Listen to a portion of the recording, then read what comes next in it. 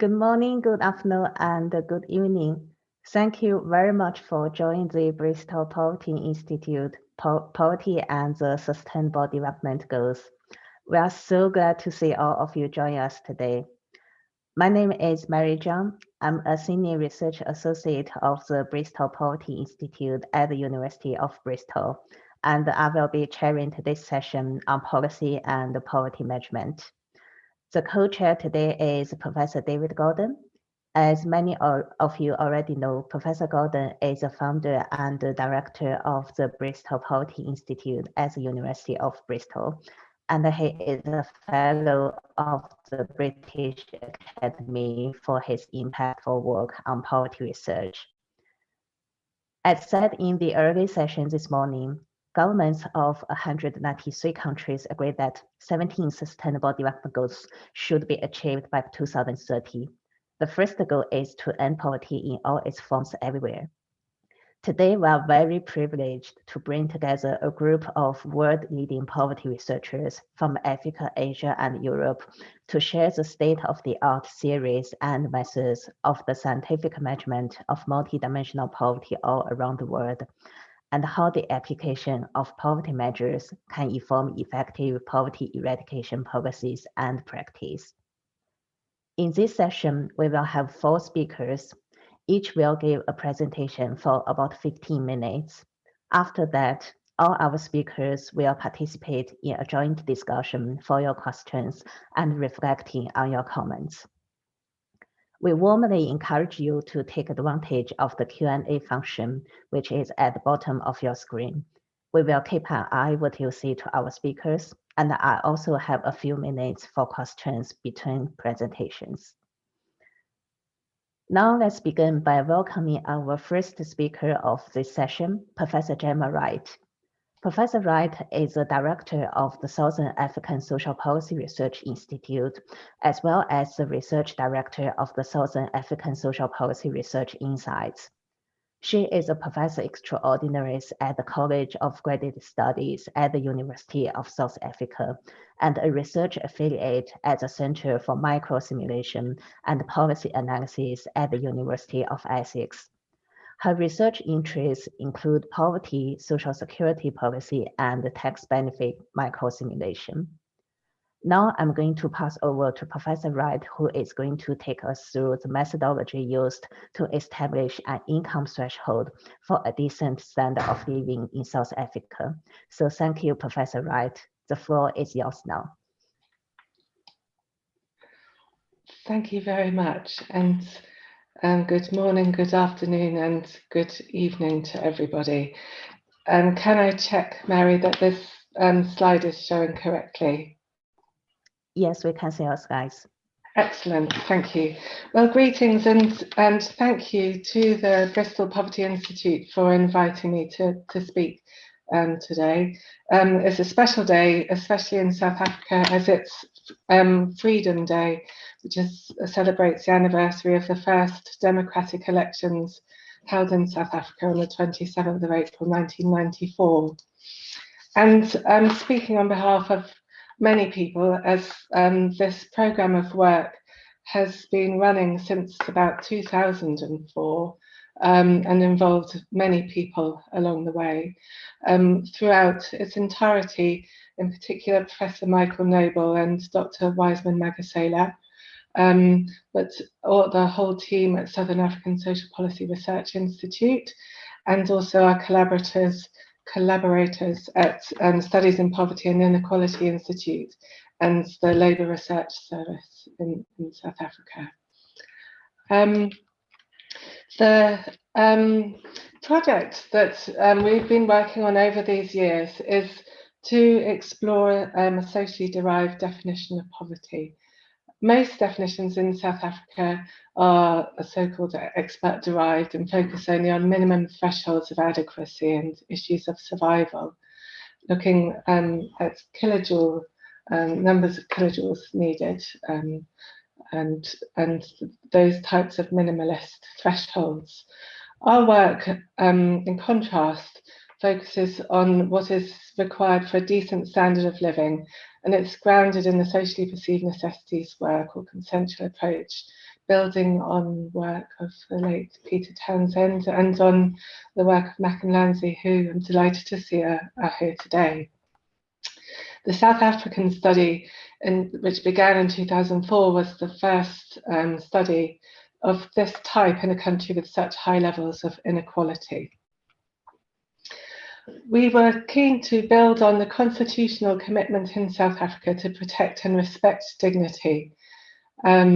This resonates very well with key historical documents such as Africans' Claims of 1943 and the Freedom Charter of 1955, which emphasise the importance of the social rights of citizenship. More recently, in 2015, South Africa ratified the UN International Covenant on Economic, Social and Cultural Rights, which has in its Article 11, it states that the states parties to the present covenant recognise the right of everyone to an adequate standard of living for himself and his family, including adequate food, clothing and housing, and to the continuous improvement of living conditions.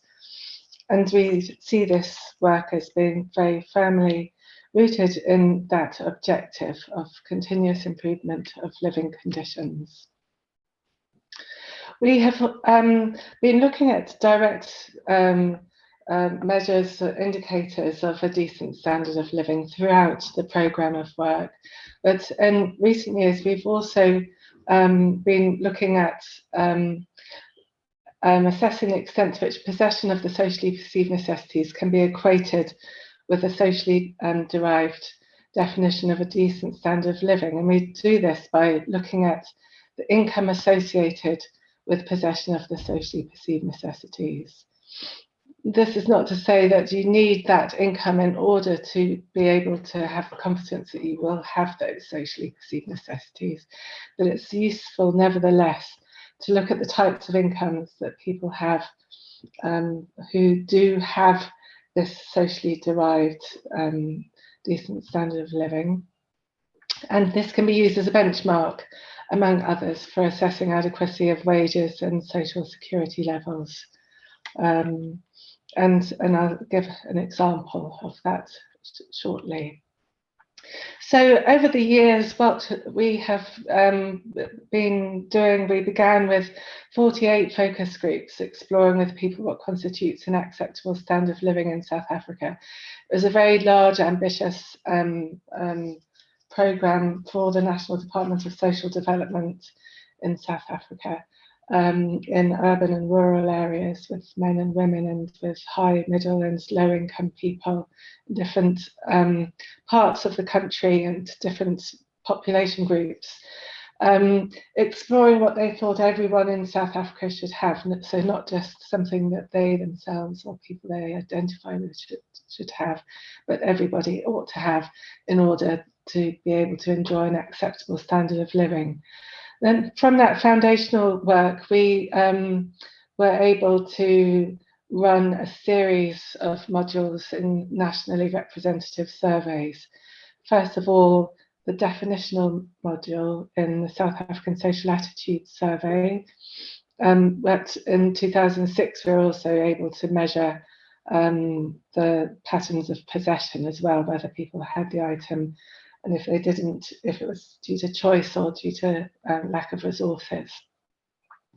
Then more recently, we've been able to include that set of socially perceived necessities in surveys run by Statistics South Africa, first in 2008-9 and then in 2014-15, to see how patterns of possession have changed over the years, and also to still explore reasons for lack. So as to ensure whether lack of the necessities is still due to lack of resources, and indeed that is what we found. It's not that preferences have particularly changed that much over time. The examples here are of indicators where more than 2/3 of respondents defined the items as essential. And the final column reflects patterns of possession of those items in the most recent survey, the 2014-15 one. So, for example, 70% of people said that they had a weatherproof house, and only 41% said they had a flush toilet in the house, and less than a third were able to have regular savings for emergencies. We've stressed all along the different ways in which people are able to access the socially perceived necessities. Some of them can be obtained through social networks, such as someone to talk to when you're upset. Others are best thought of being obtained through the social wage, like the tarred roads, street lighting, and in South Africa's case, in some instances, housing as well, and commodities that can be bought with money, such as a fridge or funeral insurance. And these three ways, modes of acquisition, can be harnessed and pulled together to try to ensure that people are able to enjoy a decent standard of living. This particular figure shows how possession of the socially perceived necessities is associated with income. Along the bottom axis, we have the number of SPNs possessed, and you can see that, unsurprisingly, it goes as one's income increases, so too do the number of SPNs possessed. However, there's a very interesting flat 2/3 where people on extremely low median per capita incomes have a growing number of socially perceived necessities, and that reflects the different modes of acquisition. Some unavoidably come with money, and some are obtained by other means. Using that approach, we found that the median income for people with a decent standard of living, having all of the 21 socially perceived necessities, is 7,541 Rand per person in 2020. And this was the first attempt in South Africa to quantify in monetary terms the resources needed for a socially derived decent standard of living. In US dollars, that's $527 per person per month, and in pounds, it's £380 per month. And that is the income. Again, it's not the income required to obtain them, but it's the income associated with those who have got the necessities. Unsurprisingly, for all of you present, I'm sure many people found to lack the socially perceived necessities. These are the percentage of people possessing 0 through to 21 of the SPNs. And they are acquired at different speeds for different items. So of those who have, say, looking halfway along this chart, 10 SPNs, about 3/4 of them reported that they had someone to look after them when they're very ill, but extremely low proportions of them lived with near a tarred road or had regular savings for emergencies. Regular savings in yellow is something that really comes right at the end along the income distribution. Whereas someone to look after you when you're very ill could be a relative, an unemployed family member who is able to look after you when you're very ill, for example, which is why it kicks in much quicker for people on low income. It's how people manage to survive. So we found that only 3% of the population have all of the socially perceived necessities, and just over a quarter had 18 or more, and 2/5 had 16 or more of the socially perceived necessities. But this varied very much by subgroup.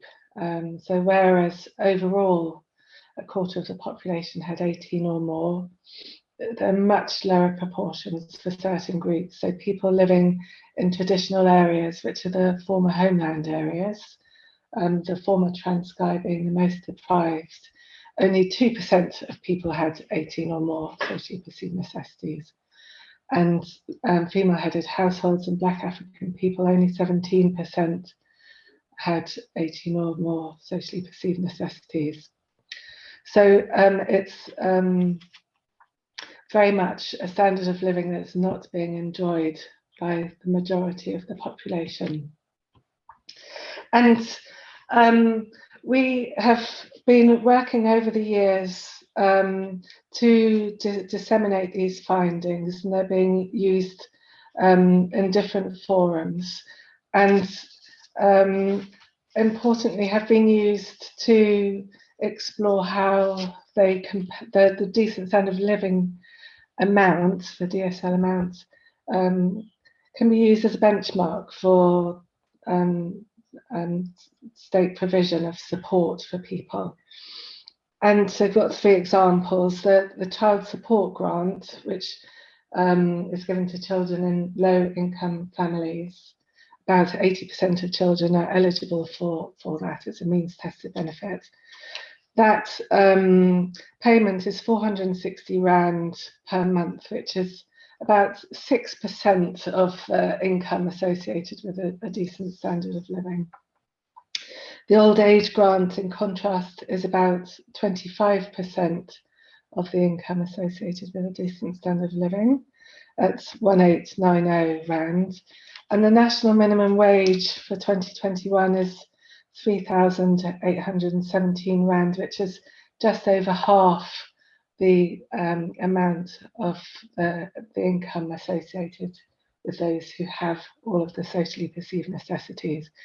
So our goal going forwards is threefold. We would like to update the definition of the necessities, as this work began many years ago, and there have been so many changes in South Africa. It's important, we think, to refresh the items and see how attitudes have changed over time about the necessities.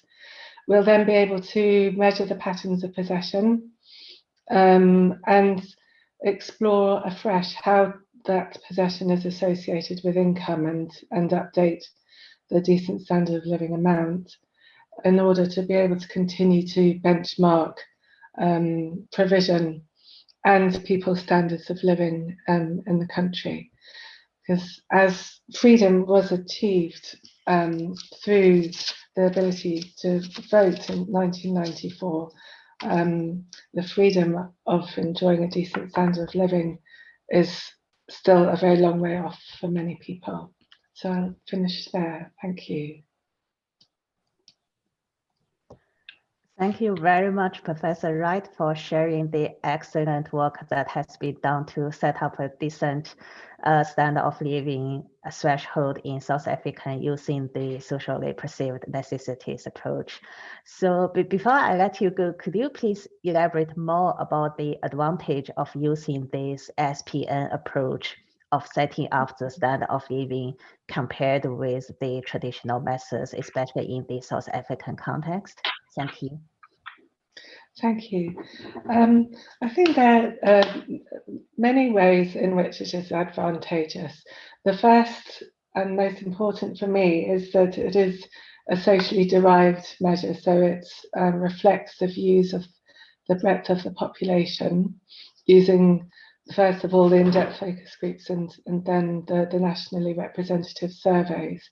So it's not a threshold of adequacy that's been generated in an ivory tower.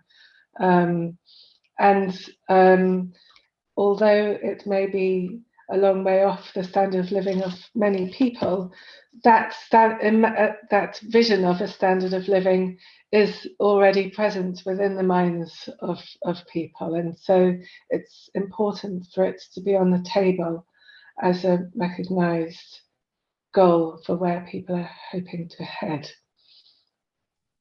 That's in a nutshell its strength, I think. Yeah, thank you so much, Professor Wright, for sharing these insights. And I can see that there are follow-up questions from our audience, so we would like to have you back soon for more elaborations and the joint discussion. So thank you very much, Professor Wright. Thank you. Now let me turn to Professor Aya Arby. Professor Arby holds a PhD from the Fletcher School of Law and Diplomacy at Tufts University. After working at the United Nations in India and a Japanese aid agency, she worked for 16 years at the National Institute of Population and Social Security Research, which is a research arm of the Ministry of Health, Labor and Welfare, researching on poverty issues in Japan. In 2015, Professor Abe took up a professorship at the Tokyo Metropolitan University and established the Center for Research on Child and Adolescent Poverty here. Among many influential publications, one of her books, entitled Child Poverty, Re-Examining Japan's Inequality, is widely recognized as the first book to discuss the issue of child poverty in Japan. Today, Professor Abe is going to share the methods and challenges in constructing the Child Deprivation Index in Japan. So thank you, Professor Abe. Over to you now. Thank you. I'd like to first thank University of Bristol and especially Professor Gordon for inviting me to speak here. It is really an honor for me because my work has been inspired by many of your work in Europe and in England and EU and other parts of Europe. So I'm very nervous that let me just share what I have been doing for the last 10 years. I'm going to share my slides right now.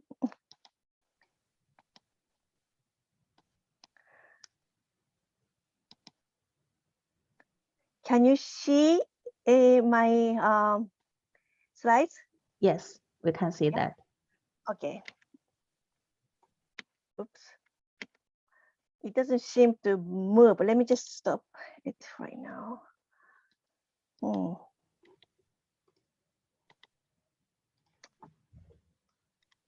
I'm going to just, I'm not going to do the slideshow, just show the slides.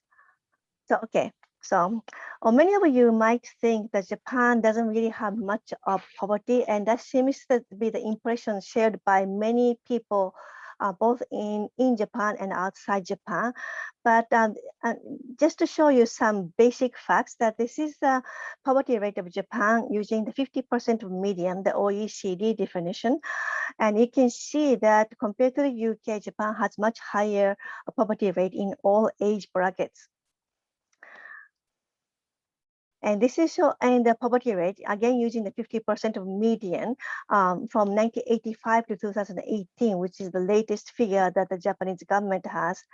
As you can see that poverty rate was going up from 1980 to 2010, and then it declined somewhat, but still the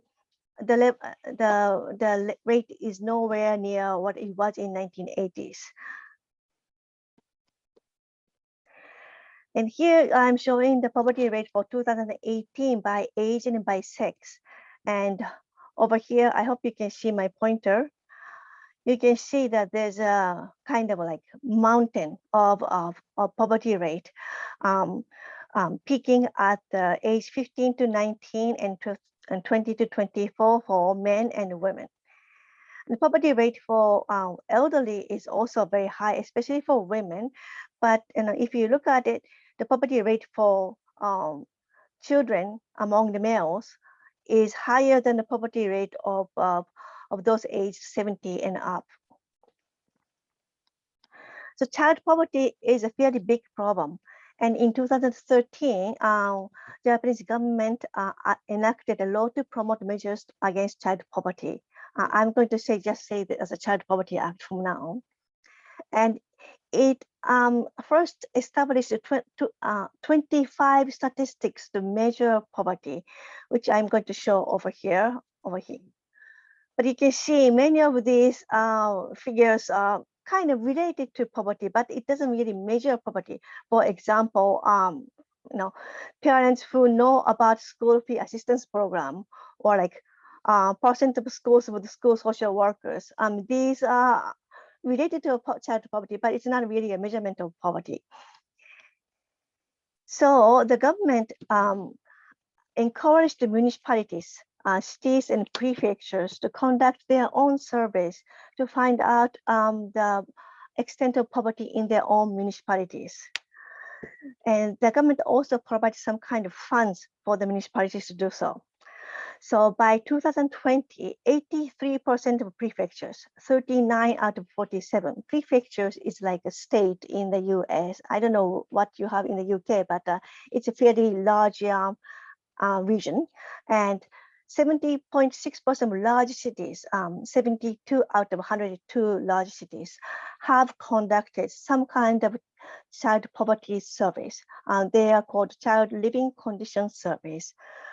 But the thing is that the government did not really provide how to measure child poverty.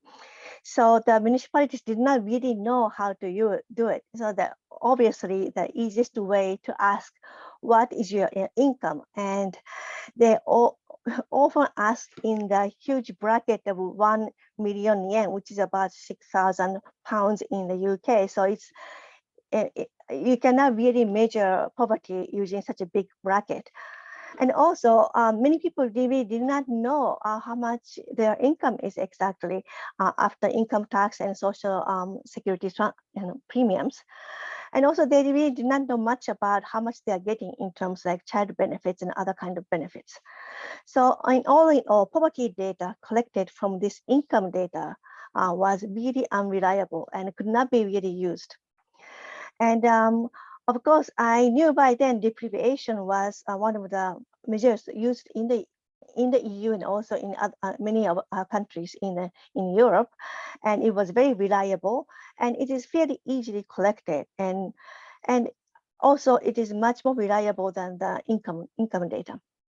So I have been advocating to use this deprivation index for many times, and I thought this was a really good opportunity. Unfortunately, the government of Tokyo commissioned this work to conduct this poverty for us for Tokyo area.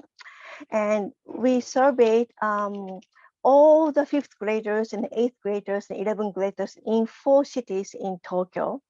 And we asked their parents and also the children themselves to answer questionnaires.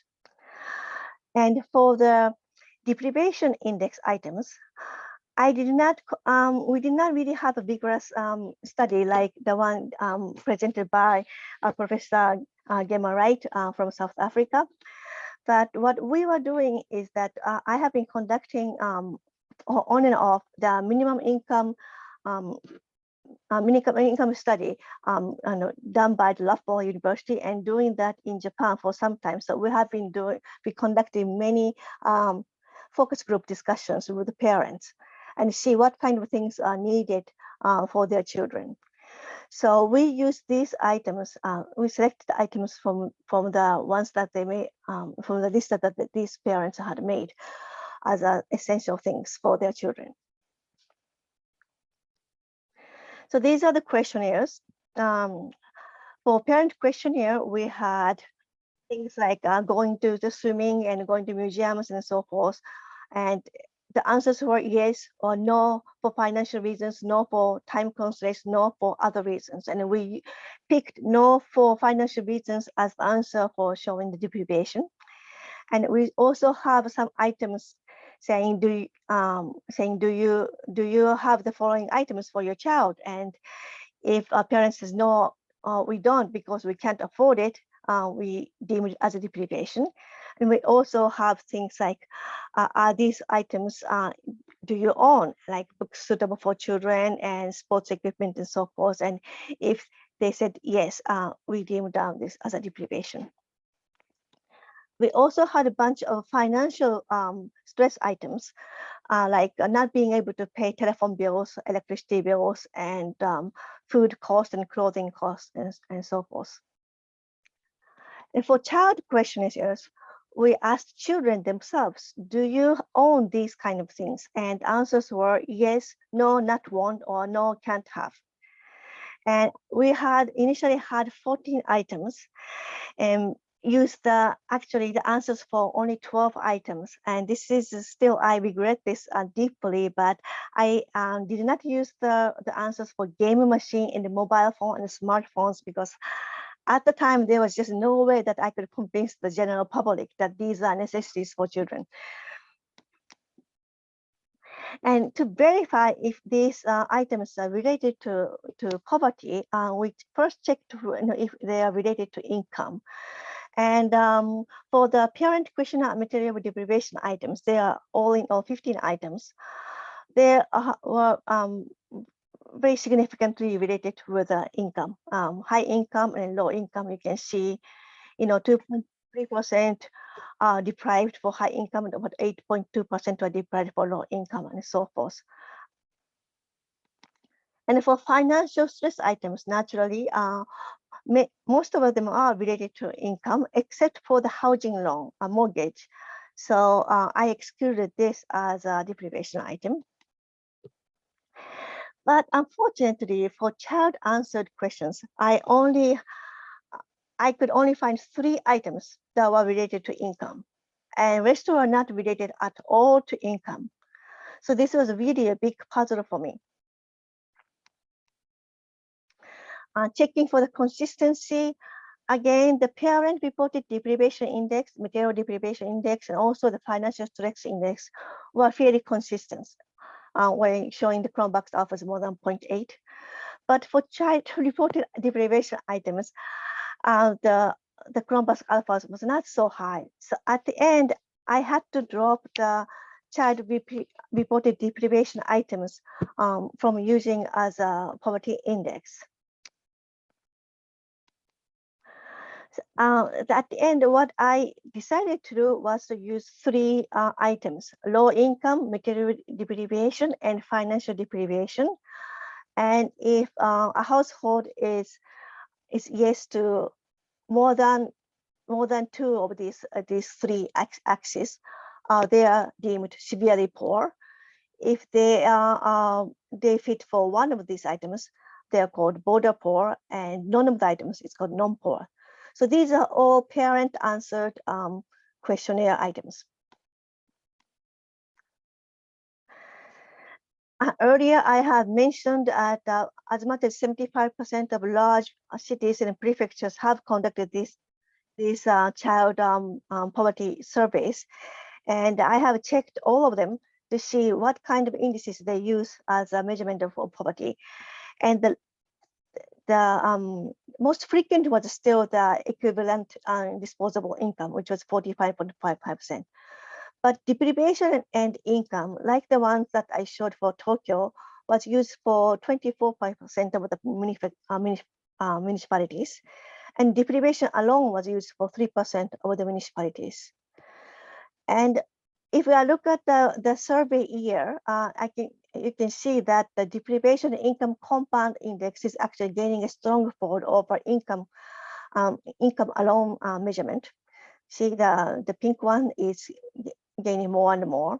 And I hope this is going to continue, but all the surveys stopped in 2020. So let's see what's going to happen in 2021. And I showed some of the results from here. For example, Tokyo Prefecture, age 10, age 13, age 16, and severe poor is 5.7%, 7.1%, and 6.9%. Hiroshima, you can see, is much farther away from the center of Japan, and the poverty severely poor rate is much higher.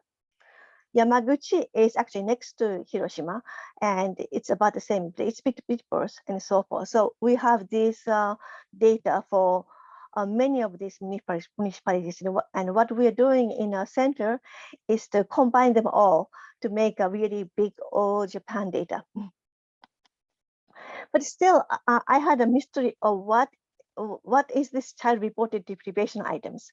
I mean, does it represent anything?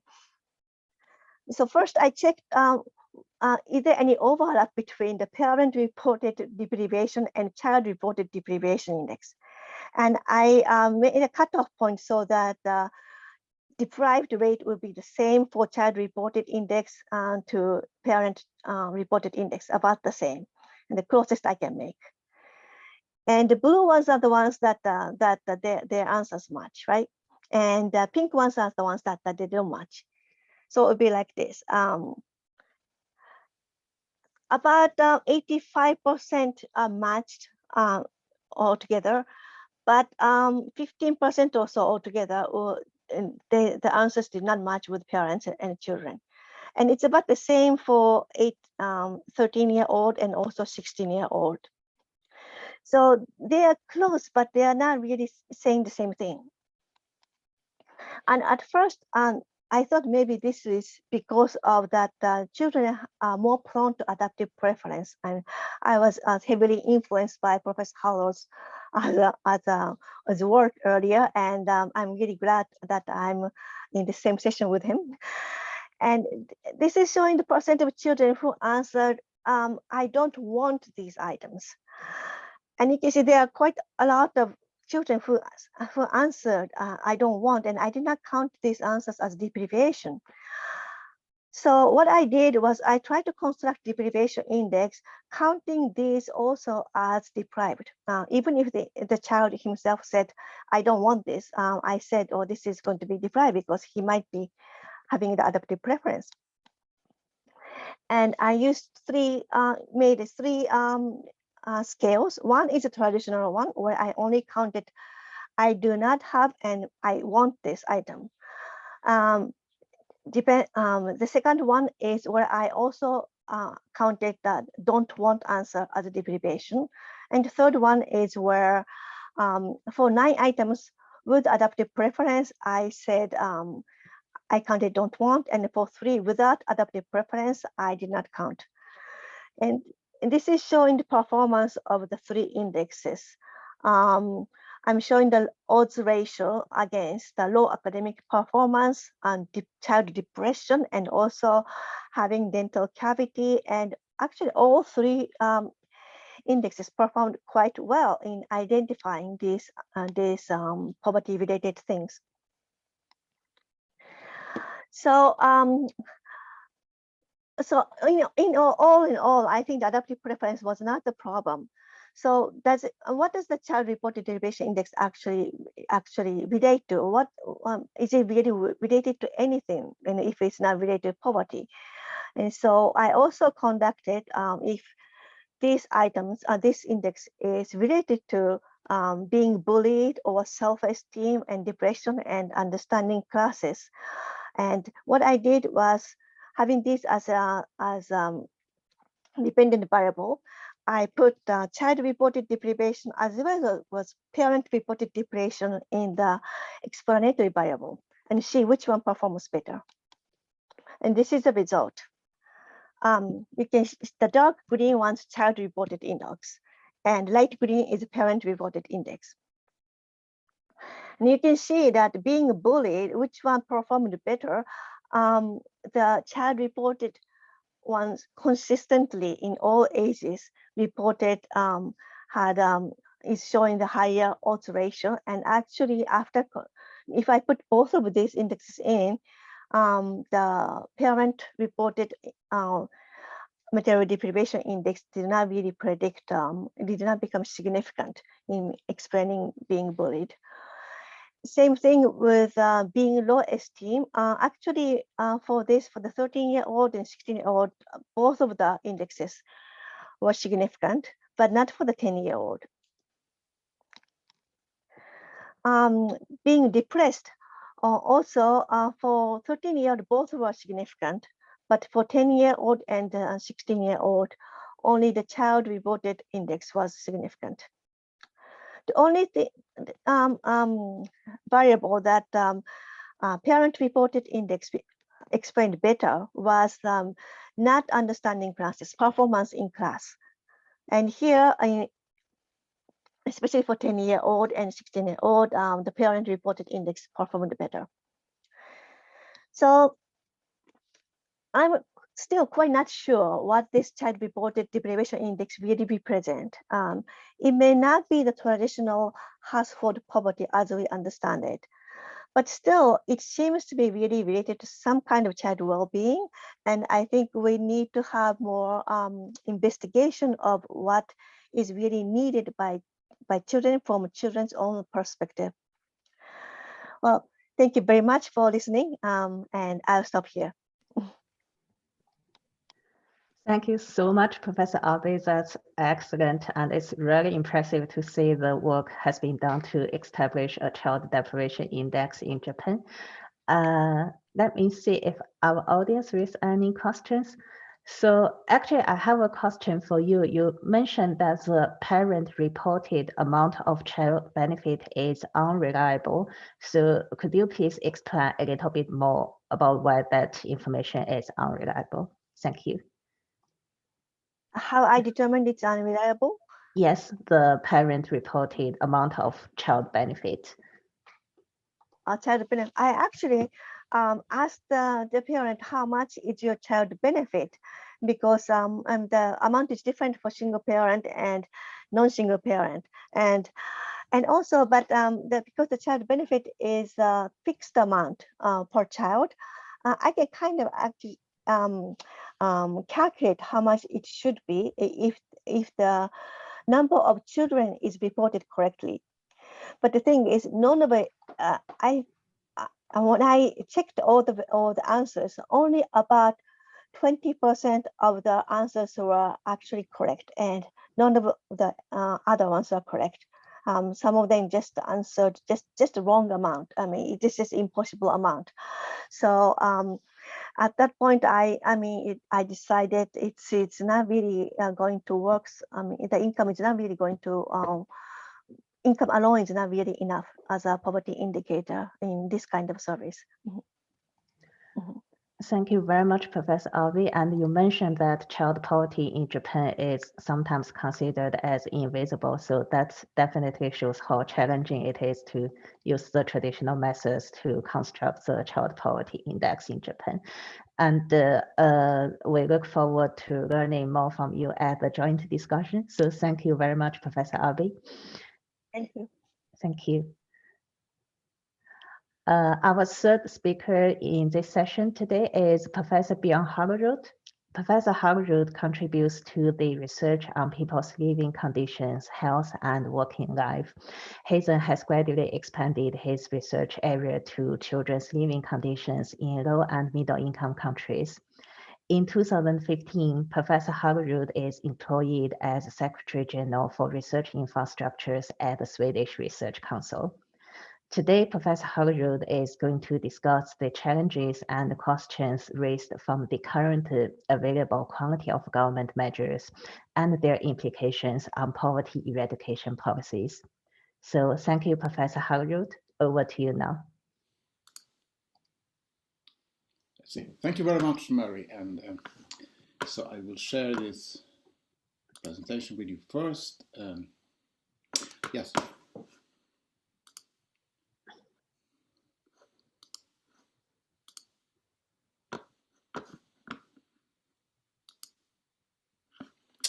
Do you see the right picture? Yes. Good. So Ayabe finished by saying that she had an index that she didn't really know what it measured, and I will present several indexes that we are not really sure what they measure.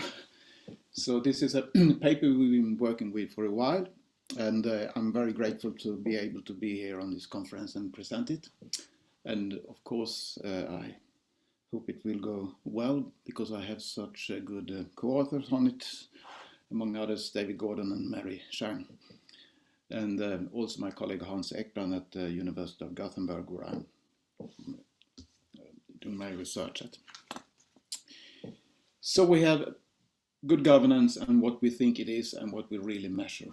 So I start with this and say why we want to measure good governance or quality of government, which I will call it from here, and that's COG then. And why we need these indicators.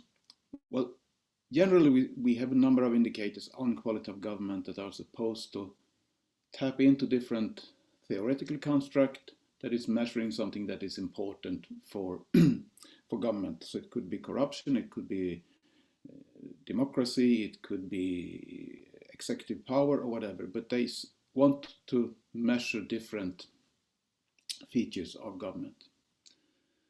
And when I started to look into this measure, it was because we wanted to understand what aspects of quality of government that are particularly important for fighting poverty, and then especially poverty among children in low and middle income countries. And then, of course, the idea was to clearly point out that there are certain aspects that needs to be changed to fight poverty, and basically formulate policy advices.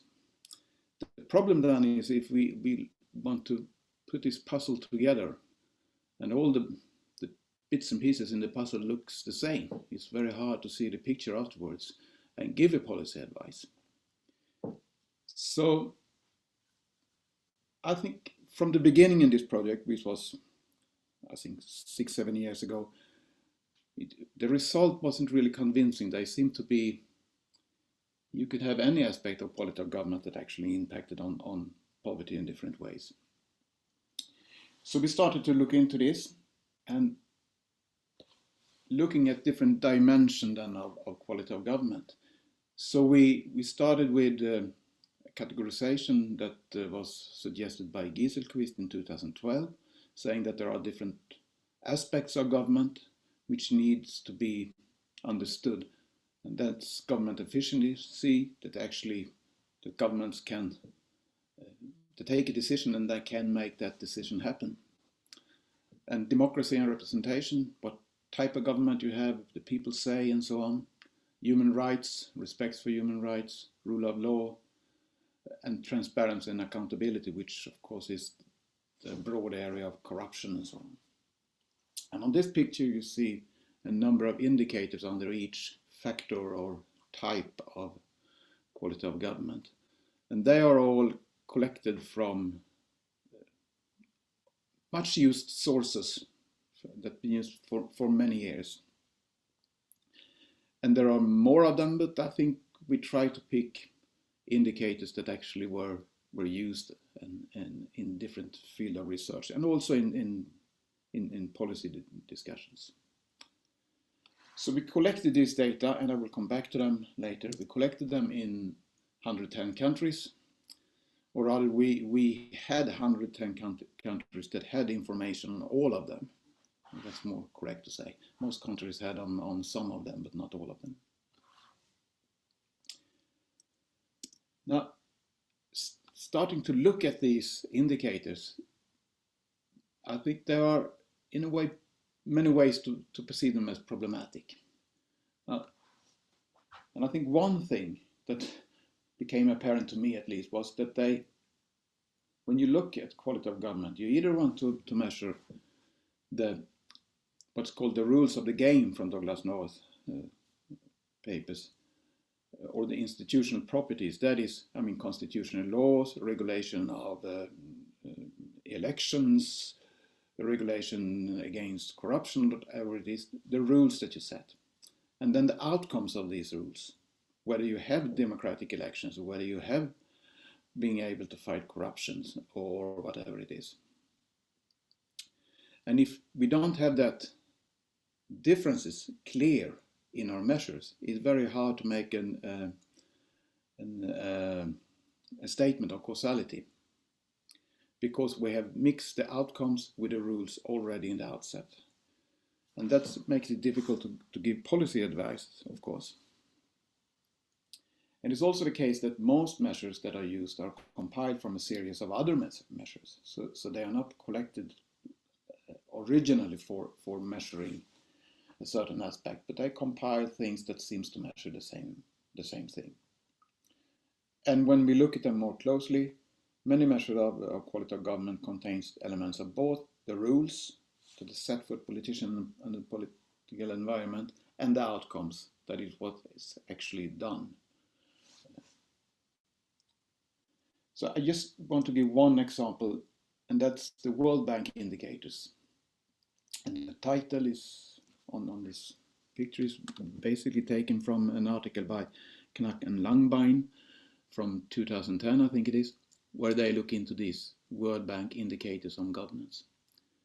And I think World Bank indicator is usually seen as some kind of gold standard for this type of indicators.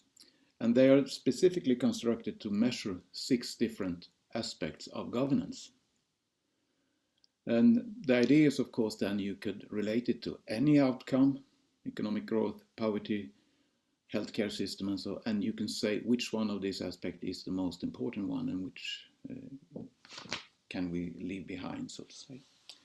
Now, what they did a series of analyses, but in one analysis, Langbein and Knack, they just made a factor analysis, and they could extract one factor from these indicators. So basically they asked if they are measuring 6 things, 1 thing, or nothing at all. And it seems like they're measuring 1 thing, because you couldn't really extract another factor after the first factor.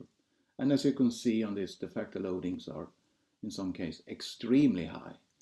And when I studied sociology in the 80s, we have a teacher who said that if you find a correlation in social science that is above 1.70, you should always suspect that you're measuring the same thing with 2 variables. So going back then to these dimensions, we took all these variables, which I showed you earlier, and we put them into a structural equation model, which is basically then a factor analysis, trying to extract the latent factor, that is the common variation in all these variables that were on the previous page. And then estimated, do we get a model that fit data fairly good with only 1 factor?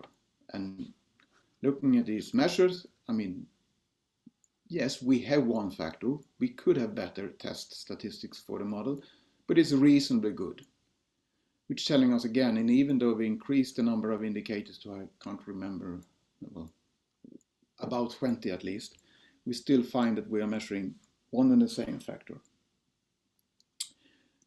We then extracted another model. It's the same basic variables for all countries here. We took Gieselquist's theoretical construct and measured them. And of course, if you look at this one, you will find that all these variables are measuring 1 detectable factor.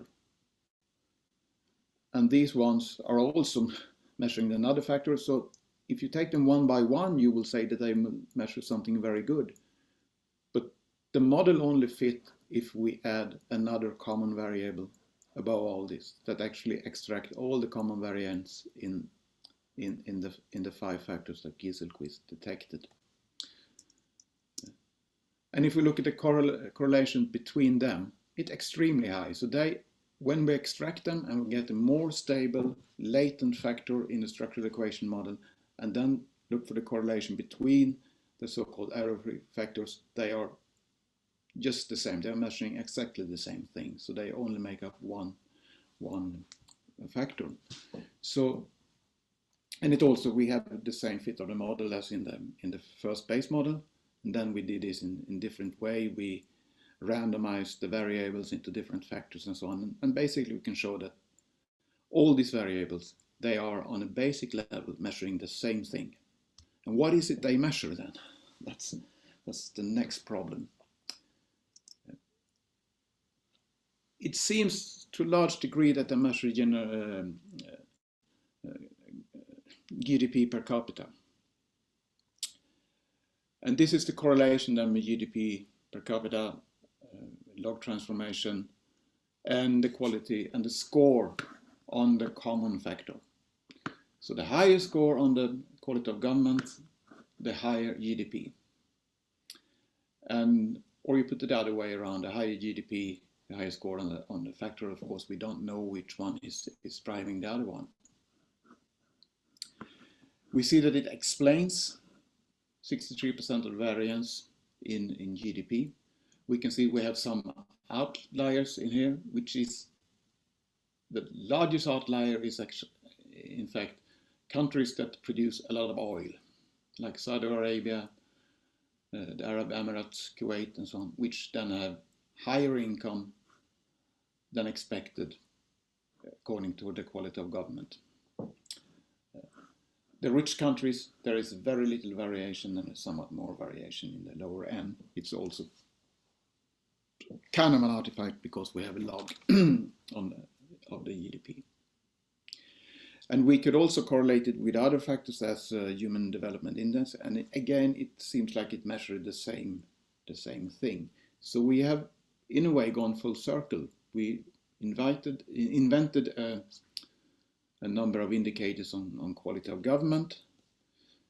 We invented them to have an alternative measure to GDP and GDP per capita. And we wanted to sometimes explain GDP per capita, but we have invented a measure that measures the same thing, basically. So where do we go from here? Well, we can say then that at any given point of time, widely used indicators of quality of government are incapable of distinguish between different aspects of quality of government. So we can say that quality of government seems to be a good thing, but we can't say really which aspects of quality of government that is most important. And that they are fairly good indicators of GDP per capita, but of course then we could use GDP per capita instead. And it makes it very difficult for researchers to give clear policy advice on how to change quality of government in order to eradicate poverty or any other goal you want to achieve. So what to do then? I think we always need better measures. And I think, for example, the variety of democracy within that area, measuring the development of democratic institutions in different countries, is a step forward where we have achieved better and more consistent measures. But that is always a question. The two speakers before me was also talking about getting better measures. So I think that's the eternal quest for social science. I think we need to continue to move toward longitudinal analysis, also in this area. And I think that's really important step to be able to collect longitudinal data, both on individual level and on country level, to understand the development and understand causal relations. And I think when doing so, we need to pay more attention to sequencing of changes in quality in government and relate sequences to outcomes. And a typical sequence could be, if you impose general elections and democracy in a very corrupt society, will it actually generate anything more than more corruption? Or do you need to fight corruption before you can impose democratic rules and so on? And I think these sequences, they could look very different for similar outcomes in countries with different circumstances from the beginning and countries in different historical periods. And I think the sequences are also important to understand, not to make the error of imposing rich Western countries' success stories on other countries around the globe, which have completely different circumstances to fight. And we also live in a completely different world than when we became the rich countries of the world. So I think we have a big problem to understand why a specific type of governance is improving or making things worse. I think it's vitally important that we improve our understanding of this mechanism and these conditions. And I think there is a good hope that we can improve it, both by extending the measures and also improving our methods. So thank you. I have a thank you sign as well. And this is, by the way, Gothenburg, but I don't know when. Thank you. Thank you very much, Professor Hagerud. And we hope that when situation gets better, we can visit you in person and enjoy the very nice picture as you show here. So let me check if we have questions from our audience. And actually, it's very interesting to see that the current measure of quality of government is actually highly correlated with GDP. So given these findings, how do you think that the current quantity of government measures would affect the poverty eradication policies in particular? So would you like to elaborate a little bit more on that aspect? Thank you.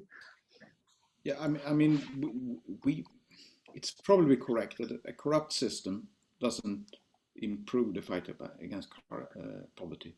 It's probably correct that that if you have a government which take decisions which they don't have a, if you call it bureaucratic power or whatever, to actually implement, it is also a problem. I think so we can all agree about that, I guess. But the problem is, if you want to change things, what is the route to get things better in different societies, and which one will have an effect on people's living conditions? And for doing that, I think more and more I come to think that, again, I'm going back to the last conclusion here, that we need to understand sequencing, and we need to understand to make one reform, what is the necessary condition for that reform to succeed. And the only way I can figure out for us to get a better understanding on that is to go back and see how other countries done it before, and which one has succeeded and which one hasn't not. So I don't know if that's a better answer than from the previous, but that's the way I think. And I think we have also the possibility with machine learning methods and so on, and the use of large amount of data which is now piling up within political science, sociology, but also environmental science and so on, to actually understand these patterns that leads to different outcomes better than we used to do. But it's a demanding task for social science. Thank you very much, Professor Howlett, for sharing your insights. And I totally agree that there seems to be no one applies to all strategies. So let's have you back at the joint discussion again. Thank you very much. Last but not least, our final speaker of this session is Ms. Anne-Catherine Gill. Ms. Gill's research focuses on material deprivation, poverty, social exclusion, and well-being. She is strongly involved in child poverty and well-being analysis, and she is also an active member of the EU-funded network for the analysis of EU statistics on income and living conditions since 2011. Ms. Gill coordinated the 2 feasibility studies of a child guarantee at the EU level, which informed the EU Commission's proposal for a Council recommendation establishing a European child guarantee that was issued on March this year. Now I'm going to pass to Ms. Gill, who is going to discuss the methodology at the EU child guarantee and the EU poverty management. So thank you very much, Ms. Gill. The floor is yours now. Many thanks, Marianne. Many thanks for the invitation. I will share my screen. I hope you can see it. I hope it's coming. So I will discuss 2 different topics, as you said, which are... Sorry for interrupting. It doesn't work. We can't see the slides. Yeah. Yeah. Shall we try again, please? Yeah, we'll try again. Can you see it? Yeah, we can see it now. Thank you. Great. So, okay. So as I said, I will speak about 2 different topics, which are covered by this session. One is monitoring and the other one is policy, with a focus on the children in the EU. About monitoring first, the EU has agreed upon commonly discussed and monitored tools, which are the portfolio of commonly agreed indicators on social inclusion, on long-term care, on unemployment. And in the domain of the social inclusion, usually the focus was first on income poverty, and then it moved to the other domain of multidimensional poverty, on access to healthcare, housing, material deprivation, education, joblessness, and integration of immigrants. I will focus first on deprivation because I've worked a lot on these topics, and I think it's important to understand the process of agreement of the material deprivation indicators at the EU level, which was not an easy process because countries were used to monitor the progress in terms of relative income poverty. And that's only with the accession of the Eastern and Central countries that it appeared that it was really useful to complement income poverty indicators with other indicators to better capture the standards of living of people in the EU. It was largely inspired by the theory of thousands and the Bristol method to select adequate and items to measure correctly material deprivation. So you can see on the screen different papers we wrote with Dave Gordon and his colleagues on the topic. And you can see on the right of the screen the different steps of the EU adoption. First, a very crude material deprivation indicators based on the available data in 2009, and then the revision of this indicator and a child poverty specific indicators in 2018. It's also important to highlight that the material deprivation indicators gained importance at the EU level when they were used in the target. So there were a target agreed in 2010 to be reached by 2020, so the Europe 2020 target. And this target included 3 components: income poverty, joblessness, and deprivation, severe deprivation. And recently, the Commission proposed to use again this target to be reached by 2030. So the child-specific deprivation indicators was only agreed in 2018. Before that, what we did to measure the children's situation was only to break down the usual indicators by age. So we couldn't capture the specific situation of children. It was only applied that all household members share the same living condition, despite the fact that it was very high on the EU agenda for more than a decade, and that different political commitments, including the 2013 recommendation on investing in children, calls on reinforcing statistical capacity to develop child-specific deprivation. This exercise requires the collection of information specific to children. It was done in the EU SILC survey, so the EU Statistics on Income and Living Condition in 2009 and 2014 in specific ad hoc modules. We made a robustness analysis with the Bristol team in all countries using both the 2009 and 2014 data. And in March 2018, the child deprivation was agreed. 2 indicators were agreed. First, the share of deprived children, so the deprivation rate. And the second indicator was about the intensity of deprivation for the deprived children. So the process was a step-by-step process to define first, according to the consensual approach, the socially perceived necessities. So we use the data collected in a Eurobarometer survey about the opinion of people about what they consider as necessity in the country where they live for children.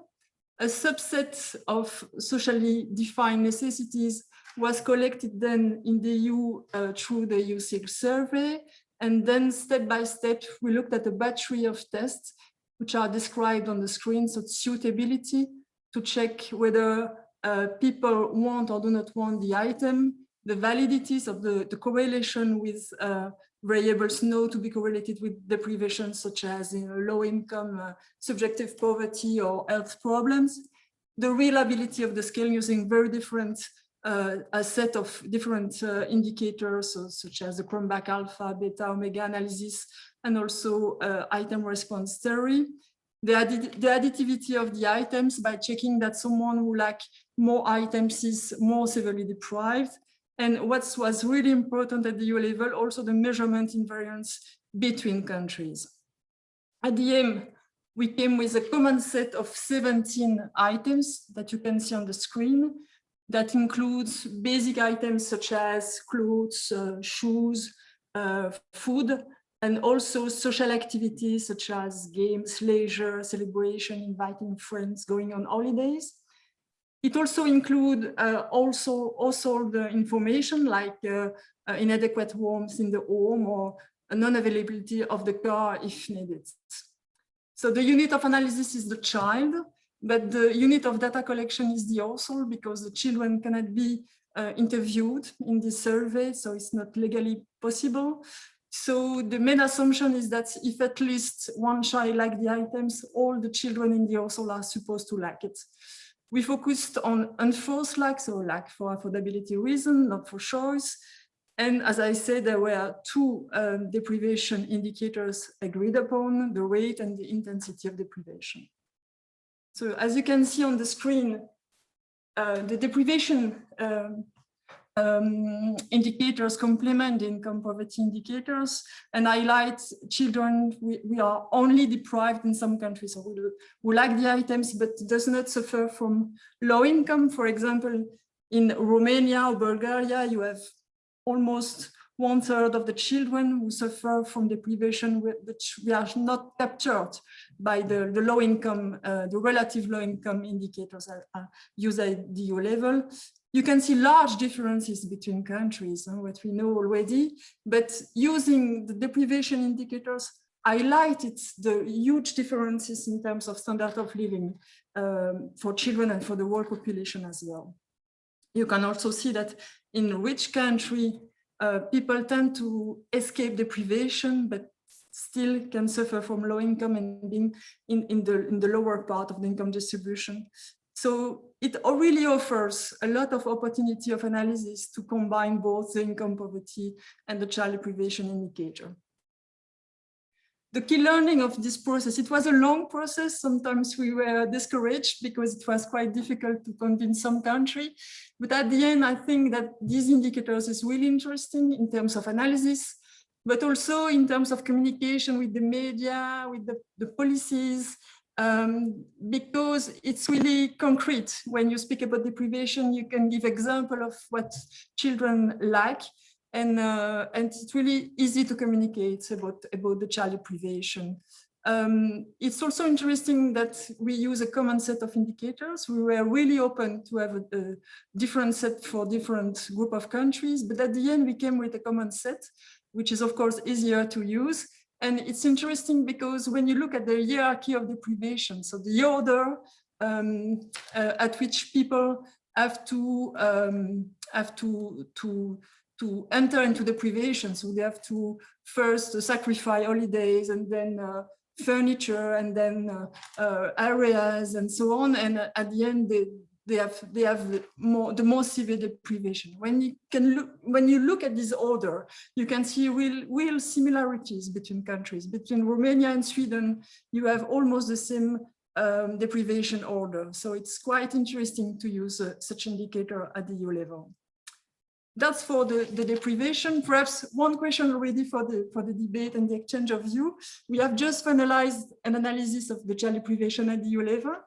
A multi-level analysis, that's a question for Bjorn and Dave and so on, the co-authors of the previous study, because at the end, when we control for all differences at the individual level, so parents' education, income level, joblessness, number of children, and so on, and we test a lot of macro variables, the only one who always stays significant is GDP per capita. And so again, I think that we capture something very close to GDP per capita in this analysis, but we don't know exactly why. Is it the maturity of the policy action in terms of child deprivation? It is the efficiency of income services, education, healthcare, and so on. That's a question that we have in mind, and I will be more than happy to discuss that during the debate. So I go on with the second part of my presentation, which is the Youth Child Guarantee. The Youth Child Guarantee was initially a will of the European Parliament. We wanted to guarantee adequate nutrition, free education, free healthcare, and decent housing to all children at risk of poverty or social exclusion. So the Commission commissioned 2 feasibility studies that I coordinated with my colleague Eric Marlier and Hugh Fraser, and a large team of country experts and thematic experts will provide us with a lot of information on the situation in each country, because we try to map all the barriers to access in each country for vulnerable groups, including migrants, including children with disabilities, including children living in poverty or in institutions. And we try to make a policy recommendation and advice for the final implementation of the child guarantee. Recently, on March 2021, the European Commission has issued its proposal for a Council recommendation, will be hopefully agreed upon at the Porto Council at the beginning of May. So a few insights from the studies, please go to the website, because there were a lot of reports which can be interesting if you are interested in the access of children to services. That's the illustration of the participation rate in childcare for the young children in Europe. And you can see the differences between all children and those at risk of poverty so the AROP children. You can see that those living in poverty access less often to the childcare, and there are large differences between countries. With countries with almost a minority of children attending childcare, so there are a large degree of effort needed in this country to reach the guarantee that was proposed by the Commission. Another illustration of the need of the child guarantee is about the difficulties in affording the school cost. So there are a few data about the subjective assessment of the difficulty to pay for school costs. You can see again the differences between all children and the income poor, with very large share of children suffering from difficulties to pay school costs in some eastern country or southern country. We collected during the study also data about the amount of school costs, that the average amount of school costs that people usually have to pay in different countries. And it's really amazing to see the diversity of situation of what is free, what is provided in kind, and so on in the different countries. The general study conclusion, just very to give a few insights, but please go to the report. The first conclusion is that children in vulnerable situation, access to the 5 policy areas need to be improved everywhere. Despite the fact that there are large differences between countries, there are many member states who face difficulties to provide full access to all children. The failure to ensure access to the policy areas has, of course, short and long-run negative consequences for children. And we have tried to quantify and to screen the different consequences in the short term, in the mid-term, and in the long term for the society as a whole and for the children themselves. Ensuring access, of course, is not enough. We need to be inclusive. We need to provide outreach, quality access, and to avoid stigma and segregation.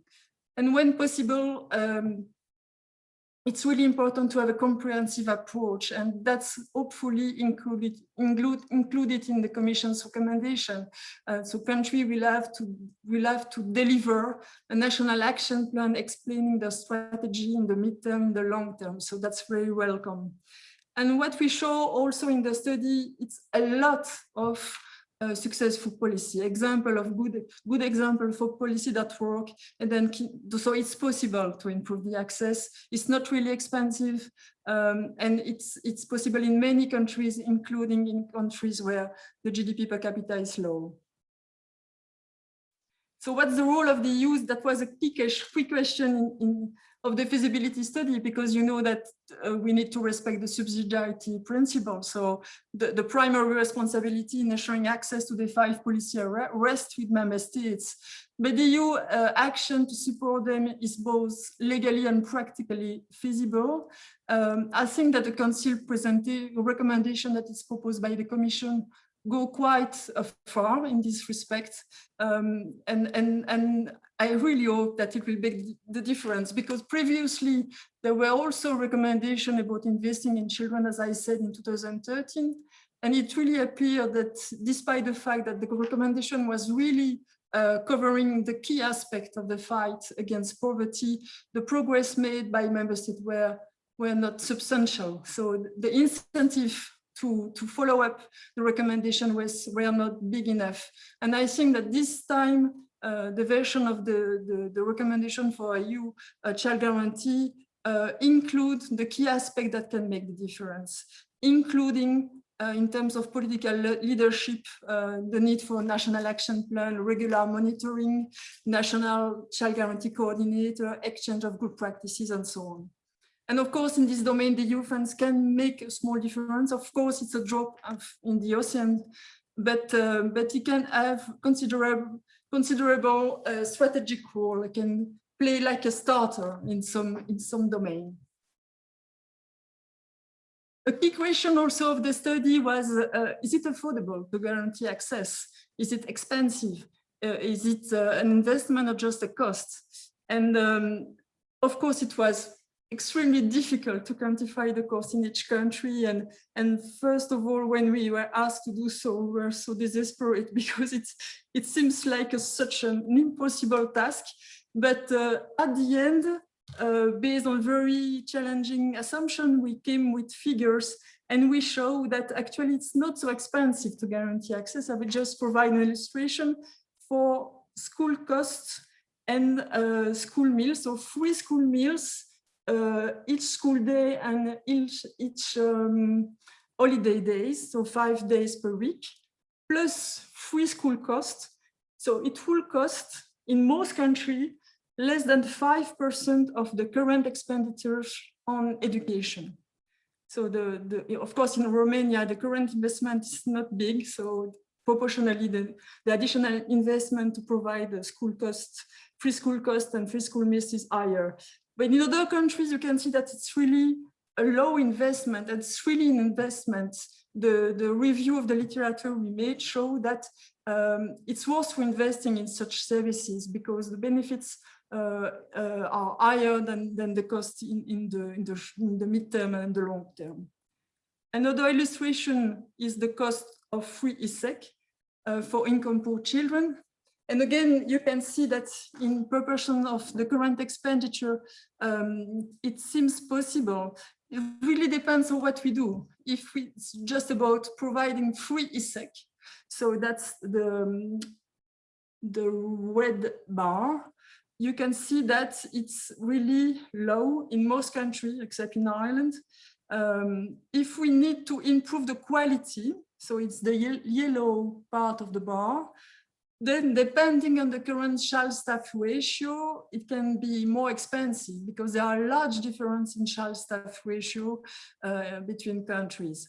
Of course, there are many other aspects of qualities that needs to be covered. And if we need to improve the availability for poor children, then the cost may become higher depending on the current availability of the ESEC places in the different countries.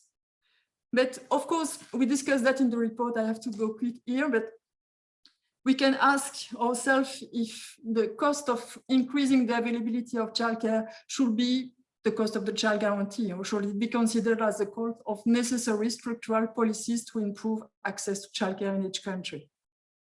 So I have finished. So many thanks for your attention. And sorry to have been a bit longer than foreseen. No problem at all. And thank you very much, Ms. Gill, for sharing this very inspiring and impactful work at the EU level. And congratulations on all those amazing work.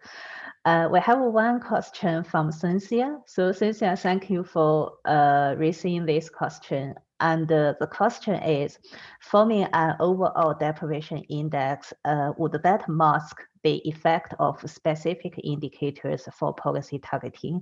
And Ms. Gill, would you like to share your insights of this question?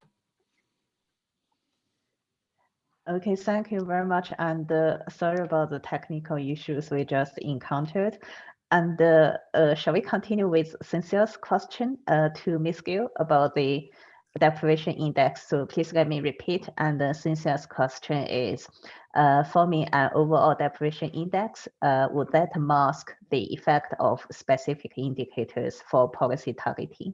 So may you please share your insights about this question? Thank you. No, thank you for the question. I think it's a good question indeed, because in the material deprivation indicators, we measure a latent concept based on the items we are related. So we measure something that we cannot measure through one question. We need a few questions, then 15 questions to measure this concept. And so looking at the items per se is not really the goal of the approach. But having said that, I must confess that I look at the items in some circumstances. For example, for the child guarantee, we have information on nutrition, access to meats or proteins, access to vegetable, and affordability problems to access them in different countries. And we use this information separately. So I think we can do both. I hope that Dave is not furious against me and that I don't tell too much strange recommendation, but actually it's what I do.